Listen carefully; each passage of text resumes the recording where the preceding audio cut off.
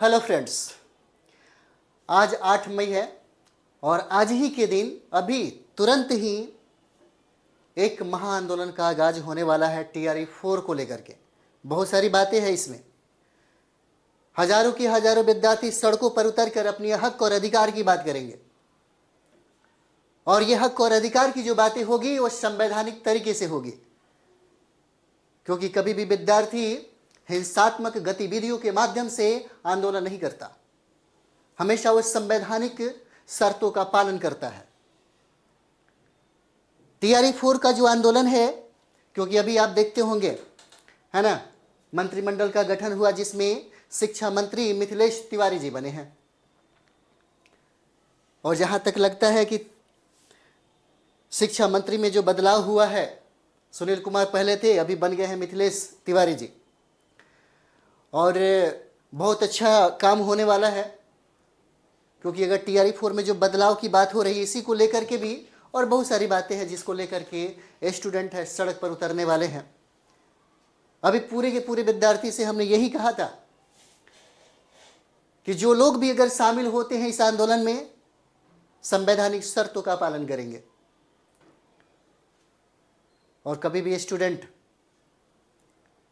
संवैधानिक शर्तों के वसूलों के खिलाफ नहीं जाता, भले सरकार उस पर ज्यादती करती है, क्योंकि कभी भी वो लोग अपने हक अधिकार की बातें ही करते हैं। बेरोजगारी का आलम सबसे ज्यादा है और स्टूडेंट इसके लिए अपना मांग करेंगे ही करेंगे। टीआरई 4 को लेकर के जो आप बातें देख रहे हैं यहाँ पे, 2 साल से ये प्रक्रिया प्रारंभ हो गई है। 2 साल से 24 में कहा गया था, जिस समय हमारे बिहार के मुख्यमंत्री नीतीश कुमार जी थे,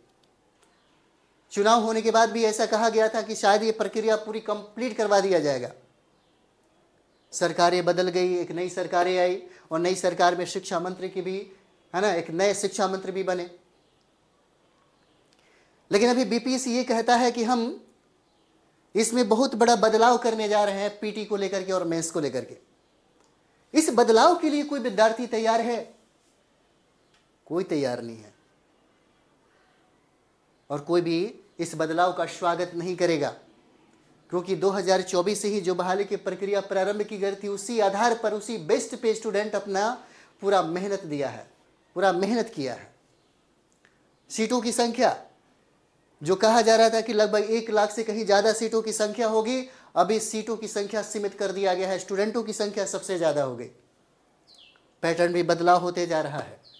यहाँ तक कि ये भी मांग किया जा रहा है कि भाई जो भी हो, पैटर्न में अगर बदलाव करना भी है तो 5.0 से करिए, क्योंकि स्टूडेंट को ये भी बात पता है और सरकार भी शायद ये बात जानती है, गुमराह करती तो जरूर है, लेकिन स्टूडेंट ये बात जानता है कि 5.0 की कोई चांसेस ही नहीं है, 4.0 हो जाए, है ना, ये भी ताजुब की बात होगी।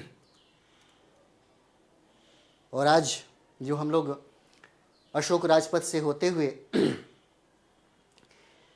जो सरकार के सामने अपनी मांगे जो रखेंगे, शांति पूर्वक ये मांगे रखी जाएगी, क्योंकि अगर देखा जाए तो गांधी मैदान, यही बिहार जो है, यह स्टूडेंट के लिए क्रांति का एक केंद्र बिंदु रहा है और यही स्टूडेंट की गतिविधियां जो है राजनीति में जाकर के हलचल मचाती है। और बिहार शुरू से ही, प्रारंभ से ही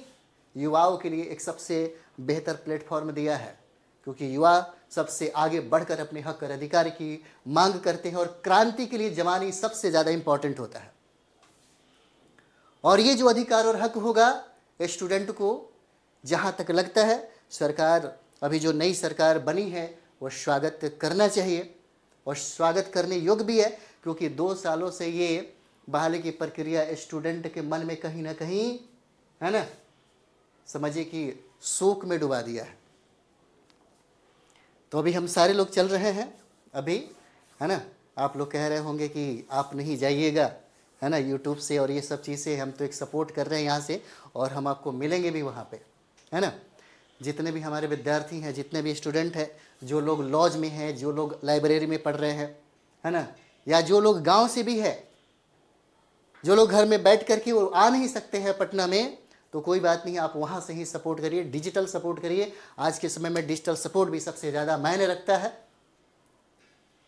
ना, डिजिटल सपोर्ट भी सबसे ज़्यादा मायने रखता है। ये भी एक क्रांति का एक अलग रूप और एक अलग आयाम ही है। तो चलिए हम लोग चलते हैं और एक बढ़िया तरीके से, एक अच्छे तरीके से अपनी मांगों को रखेंगे और सरकार जो है ना, हमारी बातों पे ज़रूर अमल करेगी।